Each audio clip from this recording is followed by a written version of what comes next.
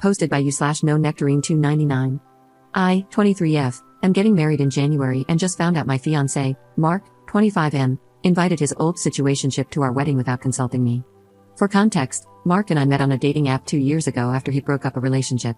To be honest, it's quite confusing what he and Tracy, 22F, had. They met through a mutual friend and started to develop feelings for each other. Mark told me they never dated or slept together, but it was more than friendship. To this day, he keeps her love letters, gifts, and talks about her. Tracy and he tried to stay in contact after the breakup, remaining friends, but she ghosted him after finding out we started dating. From what I've seen on her social media, she's in a relationship, so I'm not worried about her trying to get with my fiancé again. They haven't been in contact for 2 years, but he still has her number and email. I found out about him inviting her after I checked our guest list again and saw her name. I know Tracy is not a threat to our relationship, but Mark inviting her behind my back makes me feel bad about our whole wedding. He told me he doesn't feel anything for her, yet he made sure to send her an invitation. This is probably me being insecure, but my fear of him not getting over her is slowly creeping into my heart. I don't want to lose him. Update 2 days later. After reading the comments and talking with some friends, my heart finally understood that Mark never really got over Tracy.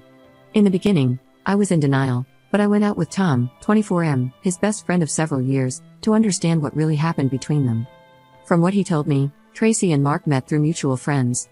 She had just started university and was 17 at the time, while Mark was almost graduating.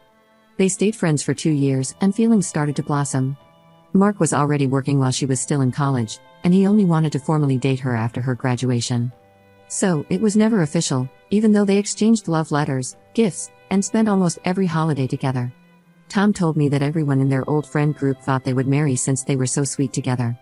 So, their breakup was really unexpected. Tracy was the one who broke up with Mark due to their religious values not aligning, as she wanted to save herself until marriage. In the end, they decided it was better to go their separate ways and maybe try again after a few years. But after Mark and I started dating, Tracy realized that it was pointless to wait for him and began seeing other people too. She blocked him on everything except email to make a fresh start.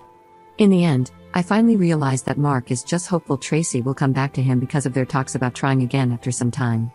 It honestly hurts so much, as I loved him deeply. I still haven't confronted him since I'm still shaken up, but I don't know if this marriage will happen. I'll update once I calm down and confront him. Second update 6 days later. It's been a while since the last update, and I'm here to announce that the wedding has been called off. My parents are the ones canceling everything for me. It's like I've returned to my childhood when mom and dad had to solve my problems. I confronted Mark after talking with Tom and made him aware of everything I've been dealing with. His initial reaction was dismissive, almost as if he was trying to escape from the situation.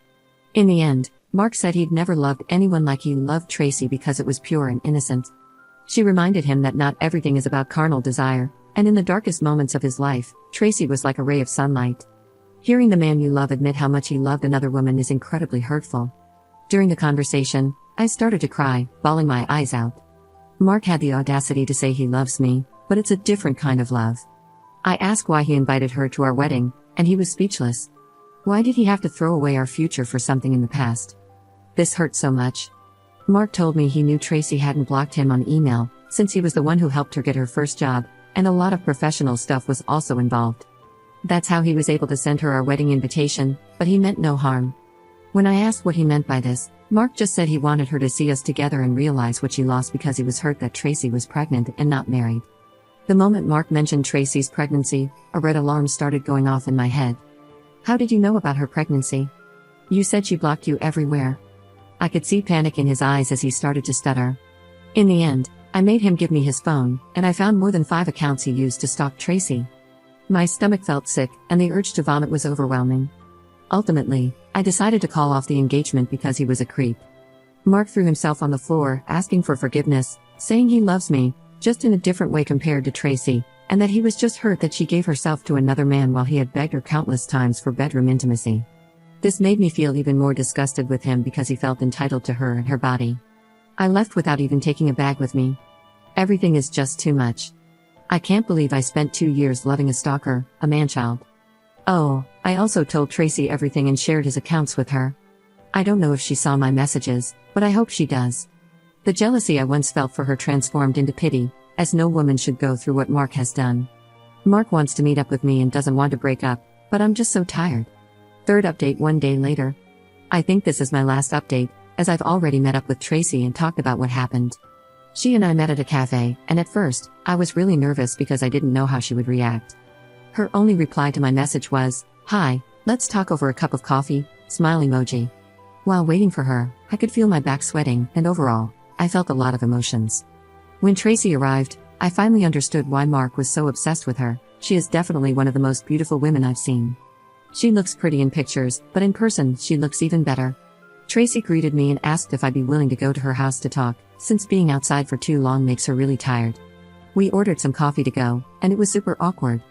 Now, let's talk about what she told me. First of all, she apologized for being the reason why I'm now single, though I assured her it's not her fault.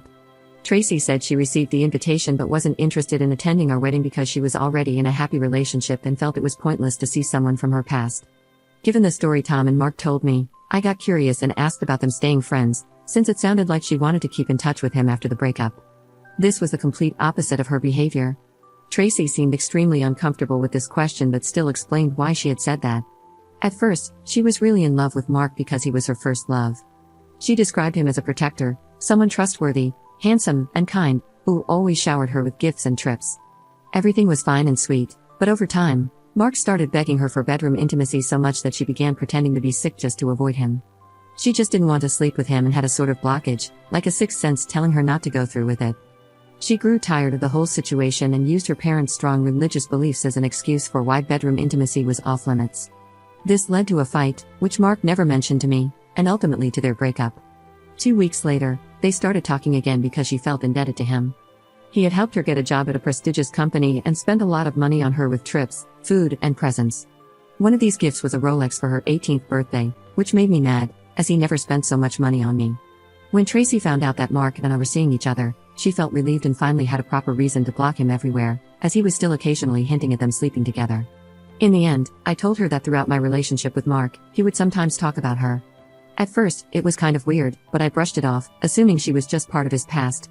Oh, I also brought up Mark's numerous accounts. Initially, she didn't believe me, but I showed her the accounts I knew of, which was creepy since they all had female names, followers, and pictures, and they all looked real. Since her account was public, I asked Tracy to make it private. She made a new account with her Korean name and deactivated the old one. We ended up having fun and becoming friends. She is a really sweet person, and I saw how her boyfriend treated her like a queen. I'm happy she found love and got rid of Mark.